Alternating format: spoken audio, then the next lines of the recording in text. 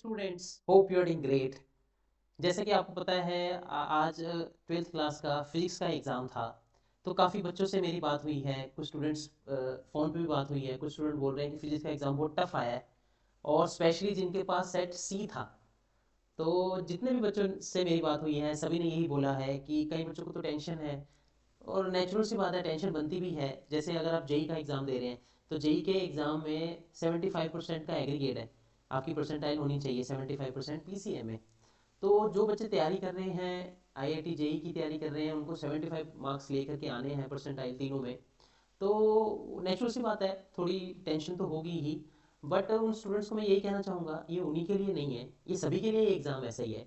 क्योंकि कई बच्चे कह रहे हैं कि जो सेक्शंस डिवाइड किए थे, ऐसे तो सुनने में नहीं आया कि आउट ऑफ सिलेबस आया। मैंने भी एग्ज़ाम पूरा चेक किया था, आउट ऑफ सिलेबस वाली बात तो नहीं है। बट ये है कि जो जो से मेजर इंपॉर्टेंट टॉपिक थे, उसको ना देख करके दूसरे टॉपिक्स में से ज़्यादा कॉन्सेप्चुअल क्वेश्चन बेस्ड क्वेश्चन बनाए हुए हैं। तो अगर आप जितने भी न्यूज़पेपर अभी आप देखेंगे, इंडियन एक्सप्रेस देखो, ट्रिब्यून देखो, सब में एक ही पॉइंट आपको दिखेगा कि जो फिजिक्स का एग्ज़ाम है, इट्स क्वाइट डिफिकल्ट। तो आप देख सकते हैं CBSE 12th class exam, student finds paper tough and tricky. अभी ट्रिकी इन द सेंस कि कुछ बच्चे कह रहे हैं कि लेंथी था, कुछ कह रहे हैं कि लेंथी नहीं था। बट ये है कि क्वेश्चंस जिस तरह से आने चाहिए थे, अब जैसे डेरिवेशन है, म्यूचुअल इंडक्शन की डेरिवेशन उन्होंने दे दी। बट ऐसा की और जितनी डेरिवेशंस हैं, जो मेन मेन हम देखते हैं कि ये आनी चाहिए, और उसे उलट करके ही टॉपिक बनाया हुआ था पेपर में। और दूसरा चीज़ अगर हम और भी चेक करें, CBSE board exam 12th tougher than the past year, Hindustan times में है। ऐसे आप कोई भी न्यूज़पेपर देखेंगे, इंडियन एक्सप्रेस देखेंगे, स्टूडेंट फाइंड्स पेपर टफ। पिछले 5 साल पहले ऐसा ही एक पेपर फिजिक्स में आया था। तो उसमें भी जनरली यही बात उठाई गई थी। जितने भी बच्चों से इंटरव्यू लिए गए थे आफ्टर स्कूल, आपने देखा होगा बच्चे जब जाते हैं तो उन सबसे इंटरव्यू लेते हैं, तो सबसे पूछा था कि क्या क्या आपके कितने मार्क्स आ जाएंगे। तो सभी यही बोल रहे हैं कि अभी हम प्रिडिक्ट नहीं कर सकते कि 70 में से कितने आ जाएंगे, क्योंकि it's all depend on the कि वो चेकिंग कैसे करते हैं सीबीएसई वाले, किस तरह से उसको लेते हैं। अगर स्ट्रिक्ट मार्किंग करेंगे कि लीनियंट रहेंगे मार्किंग में, तो ये सारी बातें हैं। तो जितने भी आप बच्चों के इंटरव्यूज देखेंगे, न्यूज़ में भी देखेंगे, तो सभी यही बोल रहे हैं physics paper is was at a harder level बोल रहे हैं। I thought it would be the India's today quoted path from the Cambridge school. ये कैम्ब्रिज स्कूल है नोएडा का, वहाँ से किसी बच्चे ने बोला है। तो डिफिकल्टी लेवल तो था, इसमें तो कोई मनाही नहीं है, डिफिकल्टी लेवल तो था। बट अब हम स्टूडेंट्स के जो कंसर्न है, तो वो इस चीज़ को देख करके क्या कर सकते हैं। तो जिनके पास तो थर्ड सेट है, वो तो पूरे का पूरा टफ ही बोल रहे हैं। जिससे भी पूछो वगैरह, थर्ड वाला जो सेट आया ना, वो पूरे का पूरा हार्डेस्ट है इन सब सेट्स में से। और केमिस्ट्री का एग्ज़ाम अगर हम चेक करें, तो केमिस्ट्री का एग्ज़ाम तो थोड़ा ईजी था एज़ कम्पेयर टू फिजिक्स के। बट फिर भी कईयों को तो केमिस्ट्री का भी टफ लग रहा था। अब जिन्होंने तो प्रिपरेशन नहीं करी, उनके लिए तो टफ ही है। बट अगर हम एज अ टीचर मैं आपसे बात करूँ, कि अगर मैं फिजिक्स के पेपर को देखूँ, पुराने पेपर को अगर हम चेक करें, तो टफ लेवल तो एनहांस किया है। जिसे कहते हैं कि वो शायद इसलिए किया हो कि वो बच्चों को प्रिपेयर कर रहे हैं कि वो जेई के लेवल तक के एग्ज़ाम्स को भी 12th बोर्ड्स में सॉल्व करना शुरू करें। ये भी रीज़न हो सकता है।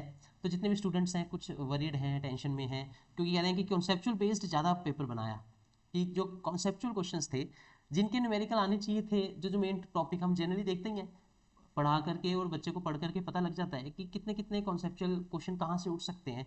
सैम्पल पेपर को अगर हम देखें, वहाँ से पता लग जाता है कि कौन सा पेपर का क्वेश्चन कैसे आना चाहिए था। बट वैसा आइडिया नहीं दिखा पेपर को देखने में। तो अभी कुछ सीबीएसई के जो चेयरमैन हैं, उन्होंने भी कुछ अनाउंसमेंट्स की हैं कि कुछ उन्होंने मॉडिफिकेशन किए हैं। और हिस्ट्री में ऐसा होता है, अगर जब भी कोई टफ पेपर आए, स्टूडेंट की रिएक्शंस हैं कि ये एग्जाम थोड़ा, ये पेपर थोड़ा टफ आया है, तो उसके लिए सीबीएसई अपनी नोटिफिकेशन देता रहता है। तो उन्होंने बात करी है लिबरल मार्किंग की। अब लिबरल मार्किंग का मतलब ये नहीं कि कुछ लिखा नहीं तो नंबर दे देंगे, ऐसा नहीं है। तो अब ज़रा टेंशन लेने की जरूरत नहीं है, क्योंकि सीबीएसई भी समझता है कि पेपर का लेवल तो थोड़ा टफ है ही है। बट उन्होंने बोला है कि हम थोड़ा लिबरल मार्किंग सिस्टम अपनाएंगे, कि ऐसा नहीं कि बिल्कुल ही काटेंगे। अच्छा, उसमें उन्होंने बोला है स्टेप मार्किंग सिस्टम उठाएंगे। अब स्टेप का मतलब, जैसे मान लो कोई क्वेश्चन था, उसमें आपको फॉर्मूला पता है और आपने फॉर्मूला लिखा है, तो उसके 1 मार्क्स मिल जाएंगे। मान लो आपने उसकी थोड़ी सी कैलकुलेशन भी की है, तो हाफ मार्क्स उसके भी ऐड हो जाएंगे। तो ये जो स्टेप्स हैं, कि जरूरी नहीं है कि पूरा आंसर अगर हम निकालेंगे तभी हमें एकदम से फुल के फुल मार्क्स मिलेंगे। आपने अगर स्टेप्स को भी फॉलो किया है, वहाँ के भी आपके मार्क्स फुल रहने वाले हैं। अगर आपने अटेम्प्ट किया है, अब इवन कि उन्होंने ये भी बोला है, अगर बच्चे ने क्वेश्चन अटेम्प्ट किया होगा, उसके बेस पे भी उसको मार्क्स मिल जाएंगे। हाँ, बस ये है कि जो लैंग्वेज आपने आंसर में लिखी है, वो क्वेश्चन के लेवल के बेस की होनी चाहिए, ऐसे नहीं कोई भी चीज़ उठा के लिख दी। इंटरनल मार्किंग, अब इंटरनल मार्किंग का मतलब यही है कि जैसे मान लीजिए मॉडरेशन देंगे। मॉडरेशन का मतलब ये होता है कि थोड़ा मॉडरेट लेवल की चेकिंग होगी, ज़्यादा स्ट्रिक्ट नहीं होगी। मॉडरेट लेवल बना के रखेंगे। और ग्रेस सबसे इंपॉर्टेंट पॉइंट उन्होंने बोली है, और ऐसा हुआ है 5 साल पहले भी फिजिक्स का पेपर था, उसमें भी यही हुआ था कि उन्होंने फिक्स कर दिया था कि हम एक ग्रेस मार्क्स सेट करेंगे। अब ग्रेस मार्क्स सेट करने का मतलब क्या है कि मान लो अगर 23 चाहिए 70 में से, है ना, तो ग्रेस मार्क्स सेट करने का मतलब, तो ग्रेस मार्क कितने हो सकते हैं? अगर मान लीजिए किसी के 16 या 17 मार्क्स बन रहे हैं तब भी चल जाएगा। तो मैं आपको कह रहा हूँ इतना आपको टेंस करने की जरूरत नहीं है, वरी होने की जरूरत नहीं है। अगर 16-17 मार्क्स भी आपके बन रहे हैं तो मुझे लग रहा है कि 5 या 6 नंबर आपको ग्रेस मार्क्स में मिल जाएंगे, ग्रेस मार्क्स में मिल जाएंगे। इतना तो हर पहले भी होता आया है। अगर थोड़ा टफ पेपर बन रहा है तो मार्किंग उसी के हिसाब से होती है।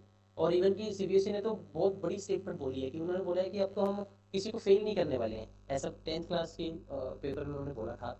बट ऐसा तो नहीं है, फेल जो बच्चा कुछ नहीं लिख करके आएगा फेल तो वो है ही है। बट जिन्होंने मेहनत करी है, जिन्होंने अच्छे से अपना एग्जाम दिया है, तो आप टेंशन मत लें, थोड़ा चिल मूड हो जाए आपका। इसलिए ये वीडियो बनाने का मकसद भी यही है कि आपको वरी करने की जरूरत नहीं है, और जो आपके एग्जाम्स रह गए उनको अच्छे से आप अच्छे से दीजिए, अपने फुल कैपेसिटी के साथ दीजिए। बट अगर ये फिजिक्स के एग्जाम में अगर मार्क्स कम बन रहे हैं तो इसके हिसाब से मार्किंग भी आपकी बहुत ही लीनियंट होगी, ज़्यादा स्ट्रिक्ट मार्किंग होने वाली नहीं है। तो ग्रेस मार्क्स मिलने ही वाले हैं, ग्रेस मिलेंगे, पक्का मिलेंगे आपको। 5-6 दिन में स्टेटमेंट भी किसी न किसी ऑफिशियल की सुनने को मिल जाएगी। तो ज़्यादा घबराने की जरूरत नहीं, अपने जो नेक्स्ट पेपर पढ़े हैं उसको अच्छे से आप तैयारी करिए। तो नेक्स्ट वीडियो में आपसे मुलाकात होगी, तब तक के लिए टेक केयर, बाय।